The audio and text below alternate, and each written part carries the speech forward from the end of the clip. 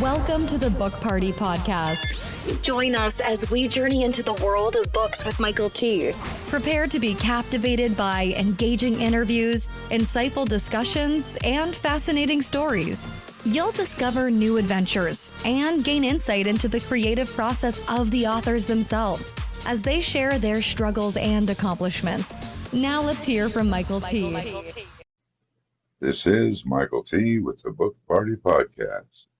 The travel bug severely bitten author Karen Gershowitz since she flew to Europe alone at the age of 17. Her passion for travel and adventure has taken her to more than 90 countries. She reflects on how travel has changed her life in these engaging stories, whether it's picking through the worst meal of her life in Tanzania, eating transcendent strudel in Vienna, or bonding with locals in an isolated opal mining hamlet in Australia's outback. These stories captivate and entertain readers as they share in the defining moments that only travel can provide. An example that will inspire armchair travelers to become explorers and embolden everyone to be more courageous is how one woman found her strength, power, and passion. Travel is Karen's addiction, and she doesn't want treatment. Karen, why don't you take it from here, fill in some blanks, and tell our listeners about yourself? Okay. Well, as you said, I left home when I was 17, moved to Europe, and I ended up living there for 3 years, which was not my intent. But I got severely bitten by the travel bug at that point. Came back, got degrees in ceramics, of all things, a bachelor's and a master's of fine arts. And during that time, I went to Japan. And in Japan, I traveled around to very remote areas because I was a ceramics student, looking for pottery studios and such. And I learned that I don't need to speak another language in order to travel pretty freely around the globe, because that was in the 70s. And in the 70s, there was almost no English in Japan. But I managed to do it, and it was a fabulous experience. So then, if I was really honest about it, I knew ceramics was not going to be my career. I wanted to have a career where I had enough money to be able to travel. And that has followed by traveling for the last decades, 5 of them. Many, many times a year, I fell into marketing research, which turned out to be a fabulous career for me for a number of reasons. One, I love talking to people, and I learned how to really interact with people. And it's a skill that has helped me as I've traveled around the world, because I can talk with anyone. And I always kept a travel journal. My mother started me when I was age 8. And I've been keeping travel journals, and they have been a gold mine of information and details that I've used when writing my 2 books. The first book, Travel Mania, is something of a travel memoir. It's a story of what happened and how travel has changed my life. And the entire thing is told through travel stories. When that was published, which was during the pandemic, I had lots and lots of responses to it. And people kept saying, "Oh my God, you have fabulous stories. You got to write another book." And what we want you to write the book about, it came out, was interesting people that you've met in your travels. You've been to some really unusual places, write about them, and we love your food stories. Everybody likes food stories. So that's what it became. The subhead to Wanderlust is extraordinary people, quirky places, and curious cuisine. And that is the focus of the second book. And I'm currently writing a third book, also about travel, but with a somewhat different format and somewhat different idea. That one is going to be about travel when you're older. I've had a number of physical issues, and I can't travel the way I did when I was 20, 30, or 40. It's just not a physical possibility for me. But it doesn't mean I need to stay home. And in fact, I probably travel as much now as I did 20 years ago, but very differently. And I want everyone to be able to travel. That's my goal with all of these books, is to get people to go explore the world. I think it is the best way to understand things that happen, because you understand people, not government, not events, and you learn what people are really like um, in different places. I've been to every continent, and as you said, last count on the book was 90, but I've been to 95 countries at this point. So the number is growing, and my list never gets shorter.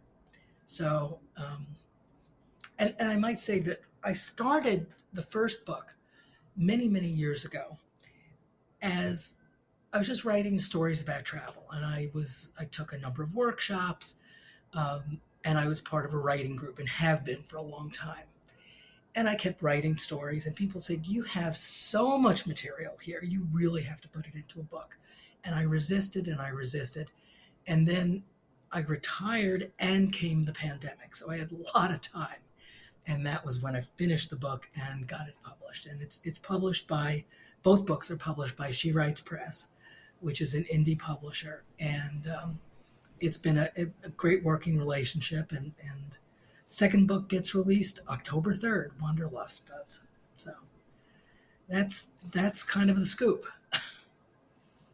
Well, that brings me into my next question about your publishing journey. Asking, have you been a self-publishing route, or did you go to finding an agent and do the agency route, or a combination of the two? Well, I did something a little bit different. I had another book, totally different book written in maybe 2004, when the publishing world was very different. And I spent a lot of time and found a terrific agent at a really good literary agency. Had a contract with them. And then she decided that she wanted to leave and went to get another job. And I was handed over, since I had a contract with the agency, to another agent who, as it turned out, hated travel books. So this was a terrible situation. And I had spent a year almost finding an agent and getting the contract. And I was working and I was traveling, and I just said, I just can't do this. So I was very off of publishing. I was getting articles published, but I was not getting the book published. Then when I was with the writing group, somebody mentioned something that I'd never heard of, which is hybrid publishing. And a hybrid publisher, I take some of the financial risk, but so does the publisher. And it's a very different dynamic. I like it a lot. She Writes Press is getting to be quite well known at this point. When I first connected with them, they were accepting 40 books for their spring list and 40 books for their fall list. And from what I understand, they were accepting maybe one out of every, 30 or 40 books. I don't honestly know, but they were not accepting everyone. They could afford to be choosy because they were getting a reputation. Once I joined them, that year they became the Indie Publisher of the Year. And they've now won it twice because they are so good at what they do. And She Writes Press, at this point, somebody told me that they were trying to get a book published with them, and they were told they can't even submit until the fall of 2024 because they have such a backlog. And they're now publishing, I think, between 50 and 60 books each season. So they're growing. But it's an interesting dynamic. Yes, I have to put some money in, and I'm okay with that. I didn't have to go the agent route. I'm sure I could have gotten one, but the amount of time and energy and effort, finally, I said, it's not worth it to me. And as I said, I'm with a publisher who's great and very choosy. At this point, I know they get a gazillion submissions, and they're not accepting, maybe they're accepting one out of every couple of hundred that come in, as opposed to when I first started. I had to resubmit, by the way, for the second book. They were just not going to take it, having not seen what the book was. So that's what's happened, and I don't know what's going to happen with the third book. Whether I will try to get an agent for that one, or if I'll just go the same route. I honestly don't know. But So, remains to. so with these books, did you go the indie author route and doing everything yourself, or did Oh, no. you collaborated with, like editing and formatting and the book cover and stuff like that? He Writes Press takes over a lot of it. They worked with me. Their designer did my book cover, and both book covers, and I got a lot of say in it.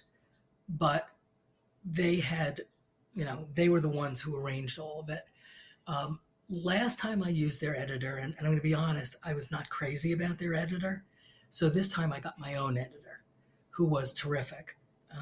And I'll give her a shout out. Her name is Laura Petrecka, and she's fabulous. And so she edited my book, but the formatting, getting all of the permits and getting all the ISBN numbers and all of that is She Writes Press. They work with the getting it printed and getting it distributed, and they work with a major distributor so that the book is available everywhere. It's not as if I was self-published and it was only available on Amazon or one of the, a single platform. Literally, the book is available everywhere, which is great. And they do all, once the book is written and it's been, I've been approved it. Oh, well, they also do all of the copy editing and proofing. And they did a good job with that.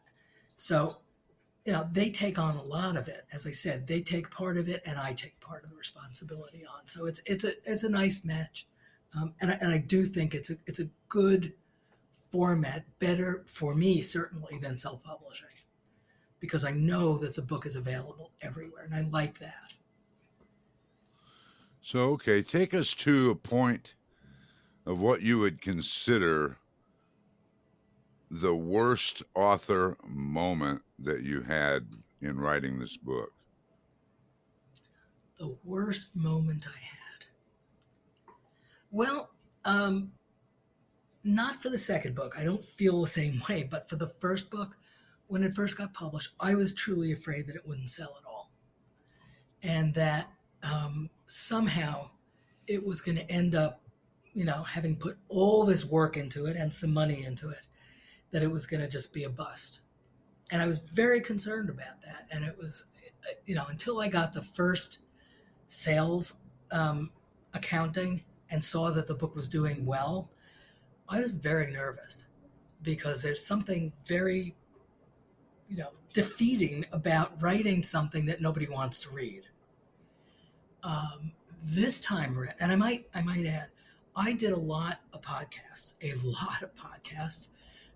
I actually hired a PR agent who got me a ton of publicity, because the first book got released in 2021, when the world was just beginning to open up after COVID. And so people were really interested in travel. And I had more publicity than I ever imagined I would have. So that helped enormously. And this time, let me go back a second. I also contacted, as I contacted you, a lot of podcasters, both those who are interested in books, those who are interested in travel. And I was on a slew of podcasts. And this time for the new book, Wanderlust, several of them knew that I was getting it published because of what I was putting in social media.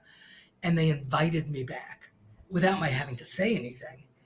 And everybody else who I've contacted has said, oh yeah, we'd love to have you back a second time. So I've been getting a lot of exposure, which is something that I think most authors don't understand how much work it is after you've written the book. You think writing the book is the hardest part. For me, writing the book was a joy. I love writing. The book was fun. It's a subject I'm passionate about. the pub, and I'm a marketing person, so you think that I would be, great, I'm going to go market this book. But book marketing is very different than the kind of marketing that I did. And I've learned a lot. It's taken a long time to learn it, the amount of work that it takes. And I think I can't say that's a problem exactly, but I was unprepared for how much work it was going to take post publication. It really surprised me, and it continues to. I'm spending hours and hours every single week leading up to the book launch. Um, probably 20 hours a week on making sure that the book gets a lot of publicity, and that's a real chore. And I know that most people are not prepared for it at all. So Right. Now, I think people are always interested in travel. It's just being able to make it affordable travel that's very interesting travel, that's not just the same old travel all the time. There's something different and interesting and affordable. That's what they're looking for. well, depends who you're talking to. But yes, that is certainly part of it.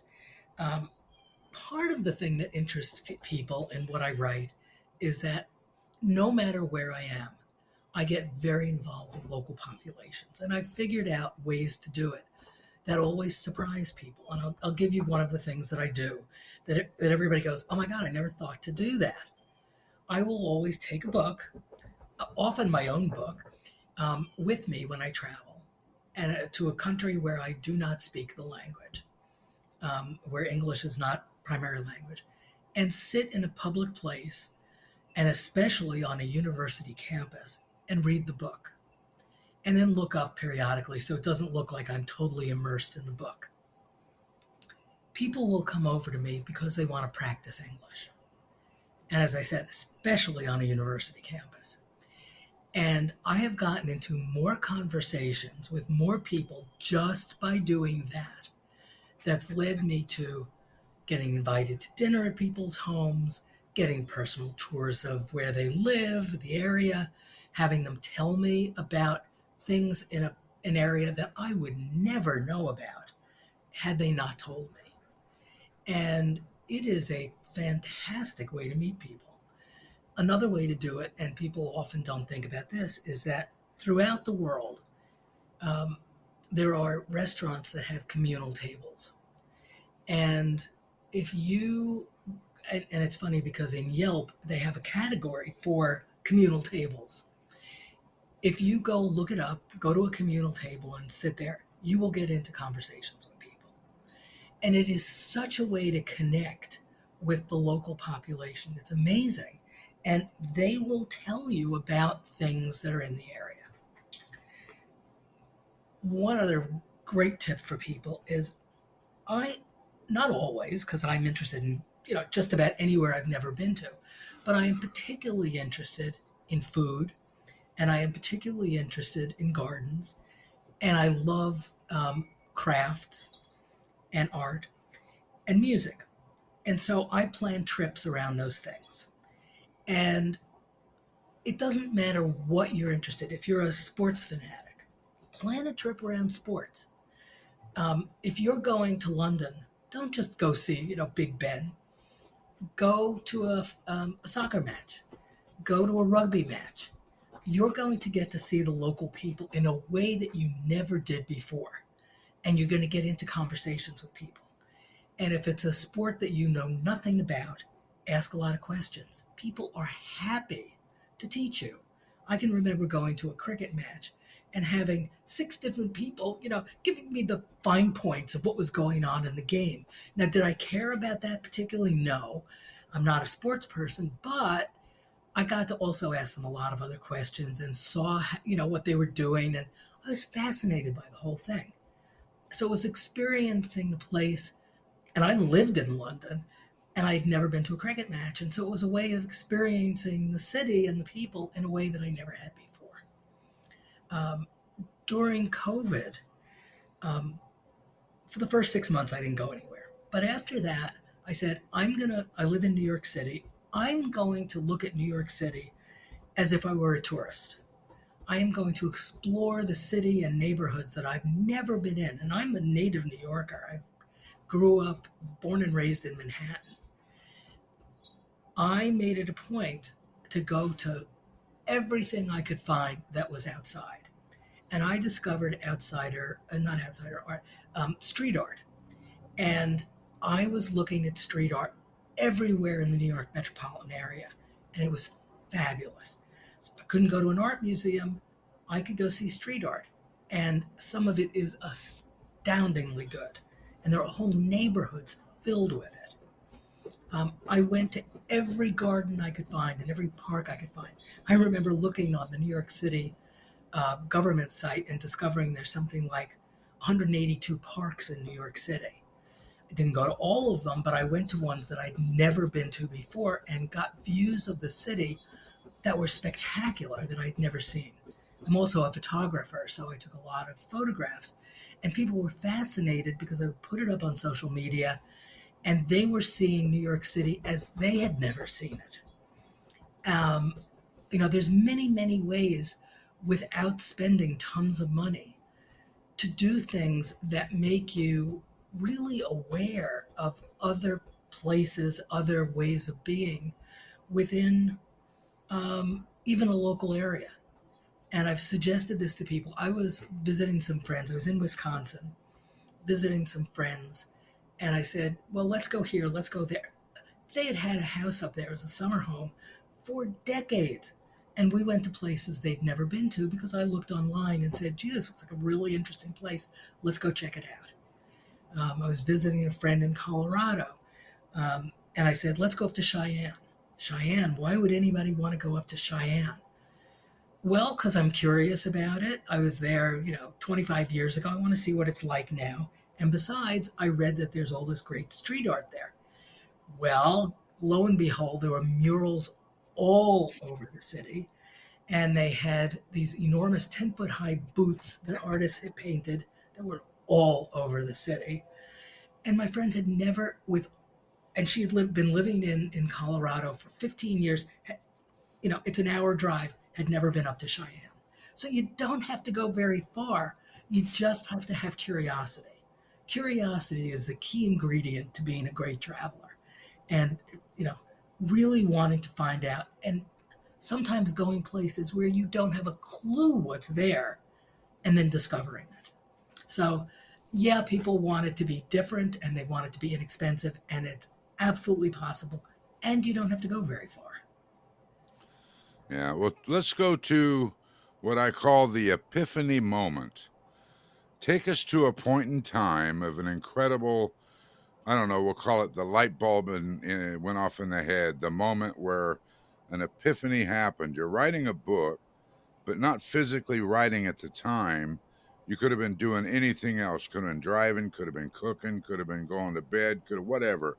And all of a sudden, something hits you, this great light bulb, this wow moment, and you have to get a pen and paper and write it down right now so it doesn't fade away. Do you ever have a moment like that? Absolutely. And I know exactly what it was. And it is the reason for my writing the third book, not the first two, but the third book. I was on a Zoom meeting with a travel group, and there were, 35 people on it. And at the end of it, there was a Q&A. And I had heard this before, and I'd heard things like it before, but I had a question from a woman who said, I'm recently become a widow. I would love to travel. I have never really traveled by myself, and my husband didn't particularly like to travel, so we didn't do much travel. I really want to start, and I don't know how. What do you suggest? And I gave her a series of suggestions and said, let me know how it goes. 2 weeks later, she sent me an email, because my email was included on the show information, and said, I was so revved up by what you said and so inspired that I booked a tour with a group. There are going to be 12 of us, and we're going to Morocco, which is a country that I've always wanted to go to and never been to. I was so excited for her, I can't begin to tell you. And I said, yeah, she's going to have a great time. I want to write a book. And she was an older woman. I want to write a book for seniors about how, no, you don't travel the same way you did when you were in your 20s, 30s, and 40s, but you can still travel. And it is great fun. And here's how you do it. And don't, the things that you want to worry about, like insurance and am I going to be safe and all the rest of it, put those aside. Those are not the things, yes, you need to think about them, but that's 5% of your thinking, not 95% of your thinking. And it was a true aha moment. I even got the title, which I will not tell you, but I had immediately knew what the title of the book was, which I've told to a number of people, and everybody goes, oh my God, you have got it. So that book is in process, and it came from that one interaction with, because I hadn't been thinking about writing. I thought, yeah, I'll write another book. But I absolutely, that was not what I thought the book was going to be about. And now I've written about 8 chapters. So I know that book is coming. So Okay. that was a real aha. That was a real aha. Yeah. What is the one thing that you're the most fired up about or excited about right now today? My book launch, which is October 3rd, and I have the venue for it, and I'm beginning to get all of the logistics set up, and I'm beginning to get responses to it because it's a limited space, and it's going to be on the rooftop of a building on the east side of Manhattan that has unbelievable views. And I'm getting a lot of people who are excited about the book release. And it's going to be a real event. And I haven't had an event like that. I couldn't do it for the first book because it was in the middle of COVID. But I am really excited about that. It's going to be absolutely great fun. It's going to be what a book release should be, a real party. And so yeah, that's what I'm really fired up about. And then there's going to be, because I have readers all over the place, I'm also going to do a virtual book launch. And I live in an enormous apartment building, and my building has decided they're going to help me. So I'm doing a 3rd physical book launch in my building for people who live in the area. So it's really exciting. I'm absolutely revved up about that. That's on my mind a lot. This is Michael T. Thank you for being with us this morning. We invite you to go to bookpartypodcast.com, hit that subscribe tab on top, then scroll down to the icon of your choice, such as Apple Podcasts, Spotify, Amazon Music, iHeartRadio, or Odyssey, where you can download and follow us there. Please leave a review. Don't forget to sign up for our video newsletter to get the latest information on our upcoming shows. Okay, Karen, we're entering the lightning round, and in the lightning round is 4 pointed questions for 4 pointed answers. Before you became an author, what was holding you back from becoming an author in the first place? Time more than anything else. I was working, I was traveling, I was busy. I always wrote, but more of a journal and stories. And I would fit it in odd moments, and I hadn't come up with a practice. I mean, now I write for an hour every single morning without fail, but time was absolutely the thing that held me back. Okay, what was the best advice you had ever received in your writing? The best advice I ever got was I was at the Iowa City Writing Festival, it's the University of Iowa, and I was in a workshop, and we were given an assignment that was to write a 100-word essay. It could be between 97 words and 103 words about he would give us a topic, and it had to be a full story with a beginning, middle, and end, which means that you need to be very careful with your word choices and how you structure it. And it was an assignment that I loved. And that became part of my morning practice. I do it every single day. I write a 100-word essay with a beginning, middle, and end, and I post them on my Facebook page every single day. And it has become a practice that has made me an infinitely better writer. Okay, well, share one of your personal habits that contributes to your success. I think I just did. It's that I have a time every day that I write, and I do it, I'd say 6 days a week. Occasionally something comes up that I just can't. But every single morning, I have my coffee and I write for an hour. And the first thing I write is that 100-word essay, and then that's it. That's my practice, and it's crucial to my writing. Okay, share with our listeners an internet resource that you use when you write. Interestingly, I am beginning to use AI, as everyone else in the world is. I use it for research. If I am writing about somewhere and I have some details but not the others, I will ask it to point me to places that I should look to get that information. And some of it's pretty obscure, and I used to do Google searches, and sometimes it would help, but it often took a long time to find exactly what I was looking for. And AI has sped up the process enormously. And obviously, I don't use it to write for me. I have no interest in that. It does still sound like a computer, but it is extremely helpful in helping me to find sometimes obscure information. Okay, Karen, we are now going to enter the grand finale. So why don't you take your time and just tell our listeners all about your book, Wanderlust?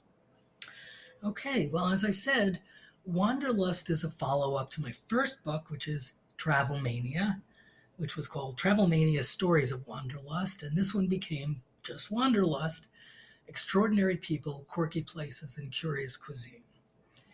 And it was a real passion project. I loved writing this book because it focused on 3 things that people are really interested in and 3 things that I'm fascinated by. And I'll give you an example of each of these 3 things: the extraordinary people, quirky places, and curious cuisine. So in terms of the people, some of them are Americans, which surprised everybody. It's like, aren't you writing about people in other countries? Well, yes, but I met 2 sisters, when I was out in, oh God, I've just lost the name of it, but it was out in Wyoming. And they called themselves the cabin doctors. And they had a lifestyle that I was fascinated by. They did not have a home. They repaired cabins at state parks, national parks, and private park campgrounds. And that was how they spent their year, and they got to see the world. So that was, an example of some of the people. Some of the people that I talk about are people from my own past who I visited and who are living extraordinary lifestyles that are really unusual in very unusual places. So that's one. The quirky places, the quirkiest place probably I've ever been on the globe, although there are a few other competitors, is a place called Andamuka in Australia. And Andamuka, the only way to get there is to drive about 36 hours, and there's no gas along the way, and there's basically nothing, or to fly in. And I was with my boyfriend, and we thought we were on a tour. It turned out we were the only 2 who signed up. So we had a private guide in a 4-seater plane and flew to Andamuka, which had a population when I visited of 30 people. It is an opal mining town. Some of the best opals on the globe come out of Andamuka. Most of the people essentially live underground because it's a consistent temperature underground, and during the summers there it can get to 140 degrees. And we met some of the most unusual people you can imagine. Anybody who lives in a town of 30 people that's in the middle of nowhere has got to be pretty unusual. So that kind of combined some very unusual people, and it was certainly one of the most unusual places I've ever been to. In terms of food, I have a lot of food stories in here. One of the things that I personally love to do when I travel is to take cooking classes. And I've taken cooking classes all over the globe. And I write about, I think, 4 of them in the book, although I've been on significantly more than that. And so I write about what those experiences were like, and they varied completely from a professional cooking school in Seoul, South Korea, to in a private home in Cartagena, Colombia, where we went to the market first, bought all the food, and then came back in the host's kitchen with his family, and I got to meet his kids. They were both polar opposites in terms of the cooking classes, but equally fascinating. And I also went in a small farming village in China outside of Xi'an and took a cooking class there in the person's home, which was one of the more primitive kitchens I've ever been in, but we made fabulous food. So it covers all of that, including great meals I've had, the worst meals I've had. And it really, from people who have read it, some of whom I do not know at all, but who agreed to write blurbs for me, it really brings people along. You feel like you are traveling with me. And that, as I said, truly is the goal of Wanderlust. I want people to be inspired to not just read it, but to then go take their own just wonderful journeys around the world. It's one of the best things you can do for yourself. So I read them both. They're great books, I think, and I have lots of people who agree with me. First one's Travel Mania, Stories of Wanderlust. And the second one is Wanderlust, Extraordinary People, Quirky Places, and Curious Cuisine. And they're available wherever you can buy books. Does that about do it? Or you have anything else, Michael? I can keep going. Karen, we thank you so much for being here with us today and opening up to us, and I'm sure our listeners appreciate that too.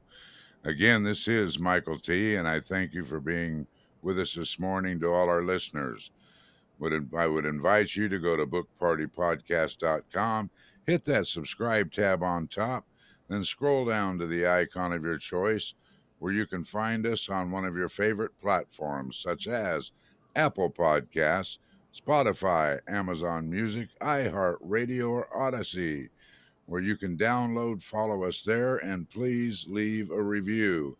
Don't forget to sign up for your favorite video newsletter and get the latest information on our upcoming shows. Book Party Podcast is owned and powered by MTM Legacy Publishing, LLC. This is Michael T., signing off. You must not miss our next episode as we delve into a world of inspiration, entertainment, and thought-provoking insights. Join Michael T. on the next Book Party Podcast and experience a new adventure, a new story, and a complete immersion into the world of Pages Unveiled, Chronicles of the Writing Journey.